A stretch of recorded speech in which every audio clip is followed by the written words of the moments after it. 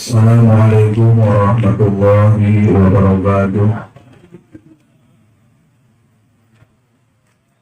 Bismillah, alhamdulillah, la hawla wa la quwwata illa billah. Asyhadu an la ilaha illallah wa asyhadu anna Muhammadar Rasulullah. Allahumma shalli ala nabiyyina Rasulina Muhammad wa ala alihi wa sallim. Amma ba'du ilahi anta maqsudi warullah wa rahdu bi'abdini mahabbataka wa ma'amini Selamat sore Warahmatullahi Al-Fatihah. A'udhu billahi minasyaitonir rajim. Bismillahirrahmanirrahim. Alhamdulillah rabbil alamin arrahmanir rahim. Iyyaka na'budu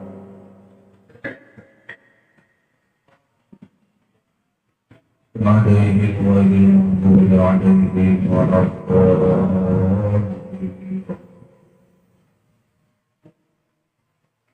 Jamaah malaki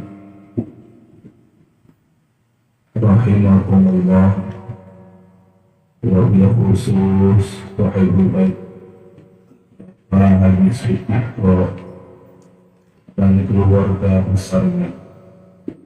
Mudah-mudahan beliau dan keluarga besarnya diberikan usia dunia yang panjang, diberkahkan rezekinya, dihasilkan segala apa yang dimaksudkan dicita-citakannya, dan sesepuh para artis khusus NDTG Kota Sulistirawan Praselama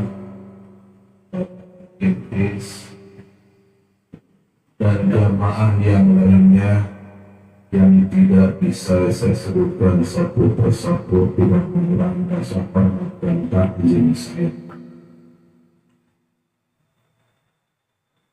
Ikhwan akhwat rahimakumullah, kita sudah masuk ke dalam bulan Sya'ban atau biasa disebut bulan Rawah, bulan Nyarbuh katanya.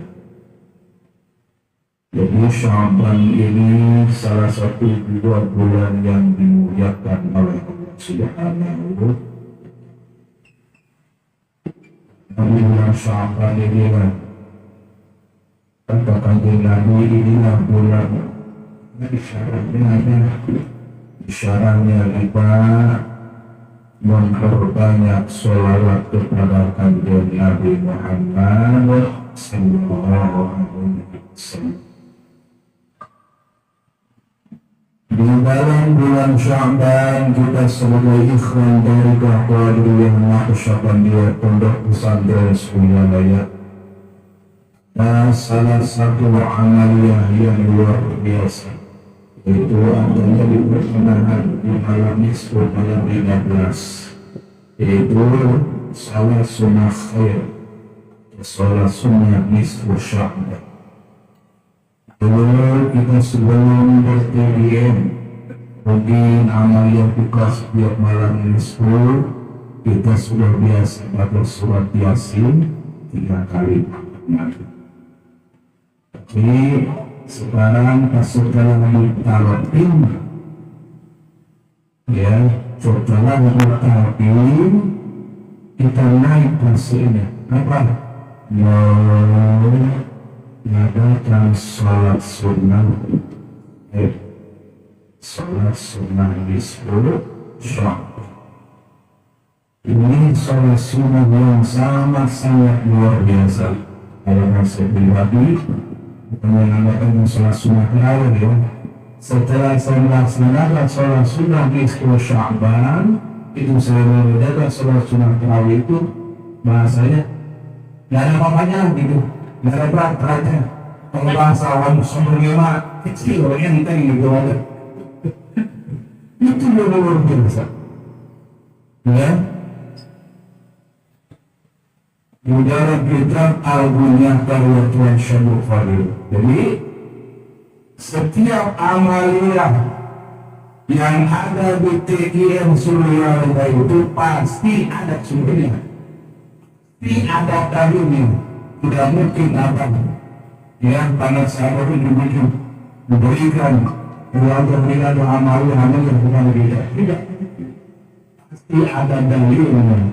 Dan itu pun sudah dicoba dahulu oleh beliau. Kalau kita berbeda, apa bedanya?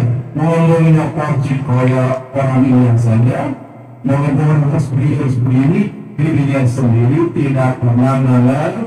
Ya, kenapa disebut namanya omong lewat? Saya termasuk ini. Imajinasi saya nyuruh gini, ternyata kan jadi ternyata seperti cara mobil di terminal. Cimone yang lain penumpang tetangga, kalau di situ aja menengahnya. Padahal tidak mencontoh boleh seperti itu. Tuhan Syekh Fathur Rabbani uskut la ta'awan. Yang menang, jangan banyak bicara, jangan banyak ngomong, jangan banyak bacot kasar. Begitu sebetulnya. Kenapa? Karena berkaitan dengan ras. Orang berbeda-beda cara merasakan, biarpun ibadah dari Allah yang sama, tapi pengalaman bukan rasanya berbeda. Contoh kehidupan saya, ada yang suka buat salah, ada yang suka buat dia.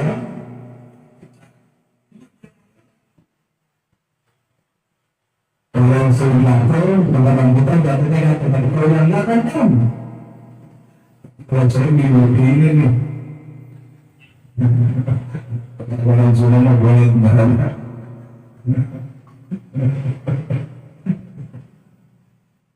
Jadi kembali lagi di sini salah satu amal yang istimewa yaitu sholat sunnah nisfu.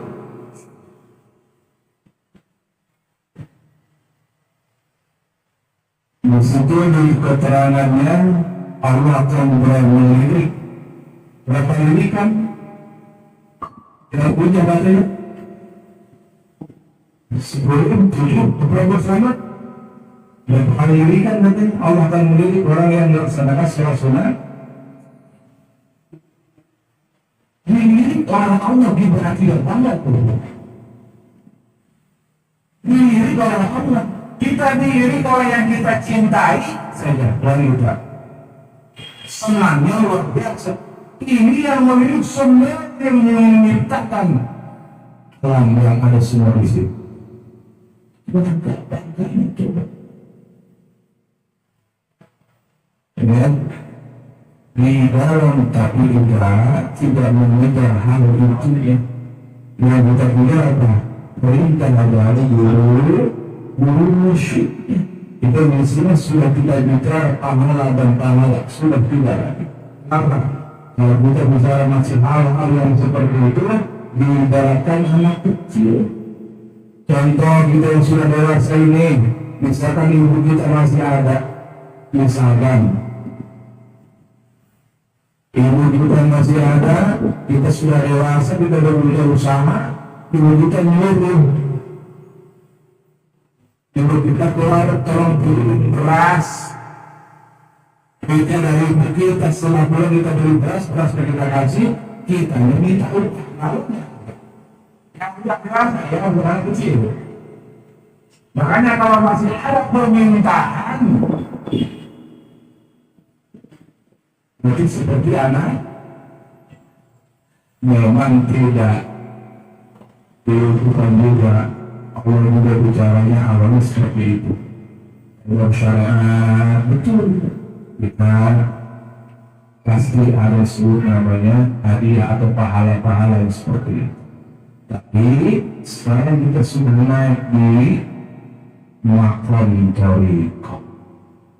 Jadi pemikiran kita juga sudah berbeda, bukan seperti itu. Ya, Kalau ada mentalnya ada sholat duha, mau sholat malam. Karena ada sesuatu, ada sholat hajat, ada sesuatu, ada keinginan tertentu, berarti seperti anak. Itu sudah jelas apa? Ilahi anta maksudi luar biasa. Yang kita cari, yang kita tuju bukan surganya Allah, bukan bidadarinya Allah, bukan hal-hal yang lainnya, tapi yang kita tuju langsung yang menciptakan itu semua. Bahwa Allah yang menciptakan semua yang ada dalam bumi, Allah yang menciptakan. Kita perlu mengerti.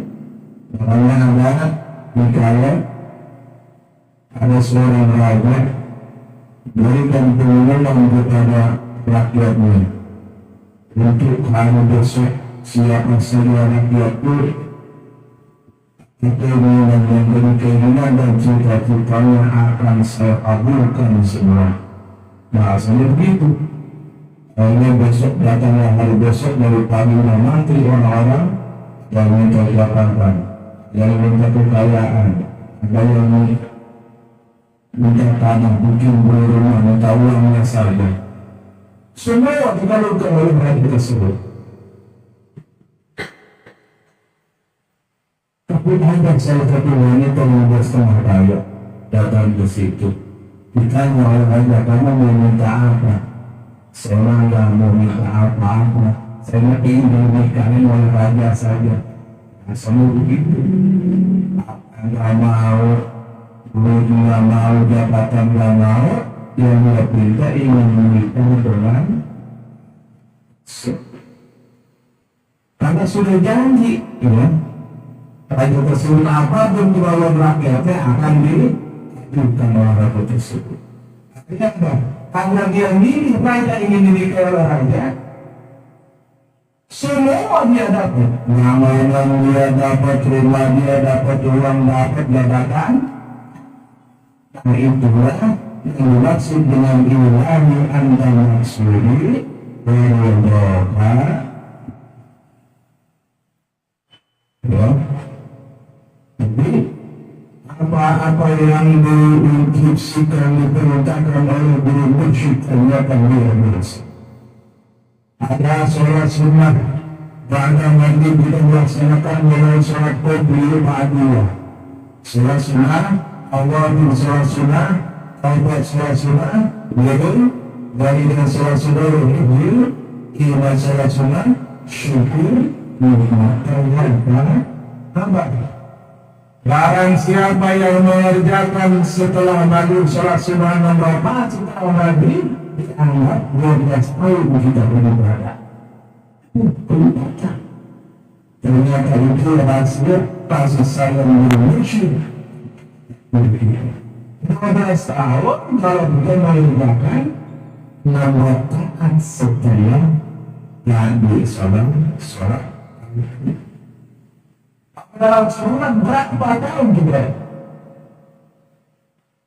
Sehari ada berbalik dan berbalik 12 tahun dari 10 hari 120 tahun kalau dikali 9 360 itu adalah rahasia yang berbeda itu tahu. Yang kedua dari Aisyah. Kenapa ba'di Aisyah kita mau berbeda? Orang pada umumnya mengerjakan ba'di Aisyah itu setelah kita maghrib. Ini ya Allah, istighfar, sallallahu alaihi wasallam, selesai. Sudah selesai baru mengerjakan salat sunnah ba'di Aisyah. Itu pun kalau dikerjakan. Kadang-kadang dibalas dulu ya. Tapi ini amal yang kita setelah kita salam assalamualaikum warahmatullahi wabarakatuh langsung kita dulu langsung juga mengerjakan salat sunnah ba'di Aisyah. Nanti barang siapa yang mengerjakan salat ba'di Aisyah sama dengan mengerjakan salat sunnah tarawih.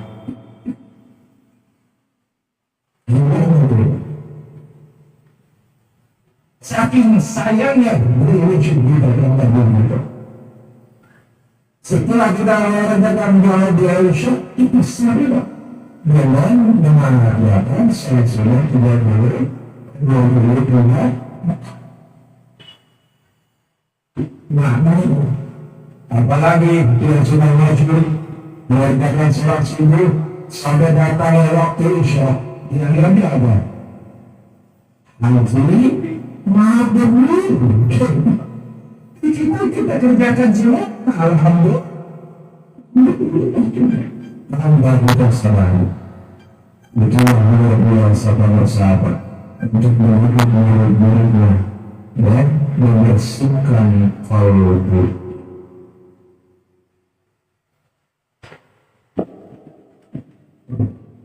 Di bulan Syawal masih berbau dengan bulan Rajab. Di situ ada Isra dan Mi'rajnya Kanjeng Nabi. Allah berkata subhanallah, maha suci Allah. Ya, kenapa jauh dengan begitu? Ternyata kita mengerjakan sholat pun harus bukan hanya zahir, batin pun harus suci kedua. Tidak boleh kita mengerjakan selalu salat begitu saja, tidak. Ada aturan mana apa? Kita kaji dulu bab toharoh, bab bersuci. Ya, di dalam kisah sendiri pertama kita menghilangkan najis kecil itu dengan berwudu. Kita menghilangkan hadas besar dengan mandi junub. Naik yang kedua untuk membersihkan 8 anggota tubuh kita, mulai dari mata, hidung, mulut, telinga, perut, tangan, kemaluan, dan kedua kita bersihkan. Bukan dengan berwudu cara membersihkannya, tapi dengan istighfar kita kepada Allah dan taubat kita kepada bagian yang harus masuk. Ya, itu cara bersuci yang kedua. Yang ketiga apa? Yang ketiga membersihkan batin kita. Yang disebut latifatus sabah, latifatus sabah. Itu latifah yang ada di dalam batin itu. Bagaimana cara membersihkannya? Kata Nabi, setiap itu ada alat untuk membersihkannya. Cara membersihkan qalbu adalah dengan zikir. Latifatul yang tujuh ini mulai dari latifatul qalbi, latifatul afir, latifatul sirri, latifatul ruh, latifatul absir, latifatul kulli dasar. Bagaimana cara membersihkannya? Inilah dengan kalimat la ilaha. Jadi tinjauannya bukan dari syariat lagi, dari ilmu syar'i. Kalau tadi baik-baik bahasanya gini, zikir subhanallah, agung zikir agung. Alhamdulillah zikir, agung salawat zikir, agung la ilaha illallah lebih bangku. Kita sering mendengar kalau orang pada umumnya mengadakan acara tauhid, afdhalul dzikri fa'lam annahu la ilaha illallah. Fa'lam itu fi'il amr, kata perintah, tapi lebih kepada bila ilmu, pengetahuan dari olehmu.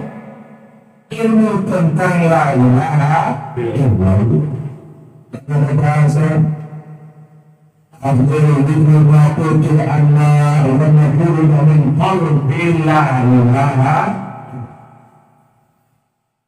utama bangsanya apa lebih utama dibanding mengeluarkan penyakit sampai kepada kalimat Tuhan itu kalimat la ilaha illallah. Tidak kadang-kadang bikin sekali tak mengerti sekali dan maknanya. Kalimat la ilaha illallah terdiri dari 4 kalimat dan disini namanya kalimat nafsiyah kedua, saudiyah ketiga, maknanya keempat, maknanya. Dan di dalam kalimat la ilaha illallah sendiri itu sudah ada namanya afalnya Allah, sifatnya Allah, asmanya Allah, zatnya. Badannya ada terangannya fa'lam.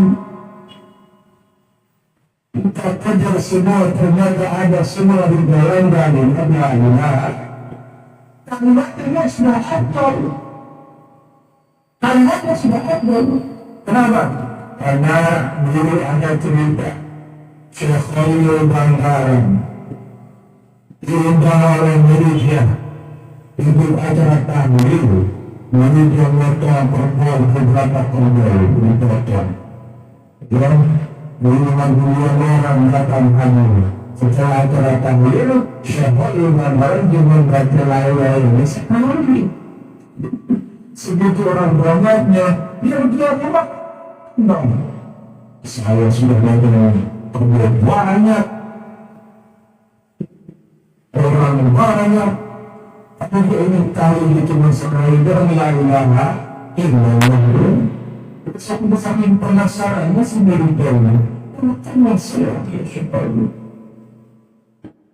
Setelah dia mau bertanya dengan Syekh, kenapa? Cuma sekali lagi. Sekarang gini, berapa kamu bangun? Hilang kalimat la ilaha illallah. Ada kan hadisnya? Ya? Kalimat la ilaha illallah ditimbang dengan 7 langit lapisan ini masih banyak kalimat la ilaha. Syahwallah itu timbang Allah dengan kalimat la ilaha. Berat kalimat la ilaha. Terus yang seperti apa? Terus sama guru mursyid. Karena menjadi guru mursyid juga susahnya luar biasa. Kalau sahabat dia bilang, setelah ditaati oleh beliau, bahasanya terasa apa? Diterima dari itu orang darah. Kenapa? Bersyukur begitu. Bagaimana mencari masuk? Bahwa kalau Allah sudah mulai menghendaki seseorang untuk mengenal Allah, ya, Allah akan memberikan jalan lebih dahulu untuk mengenalnya. Jangan salah, karena orang juga yang ingin mengenal Allah mendapatkan musik yang palsu, mendapatkan diri yang milik apa? Karena pada aplikasinya yang dilihatkan orang tersebut kesaktian, kehebatannya, sumpah sebelumnya, ya, alas. Bukan hal yang seperti itu. Orang yang tidak sholat, tidak hidup, tidak ada, tidak bisa satu. Ya, makanya banyak orang yang kata suruh beli mobil, suruh beli segala macam, itu begitu. Ya, jadi hati-hati juga, jangan salah jalan. Terutama alhamdulillah kita temukan Allah, ya, bertemukan dengan manusia yang kami rohkan jadi yang gambarkan untuk bagi yang setelah tadi empat tadi dengan wudhu dengan mandi besar dengan istighfar dengan Allah yang ketiga dengan zikir untuk membersihkan lakukan yang ada di dalam diri kita yang ada yang terdapat berbeda baginya. Kenapa? Karena pertanggungjawaban hidup ini wajib kita kepada Allah. Karena nikmat hakun dan kita terbagi tiga. Tanggungjawab kepada Allah bahkan dengan amal yang kita bawa. Yang ketiga datang cacing jadi kita bareng kita.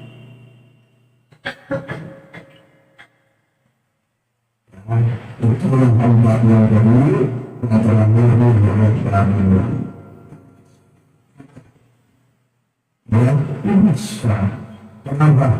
Karena banyak orang yang pulang bulannya kesasar. Seorang pasti ditanya kan, orang yang mati pasti ingin masuknya ke dalam surga. Jadi ditanya itu, kita sudah tahu dengan alamatnya.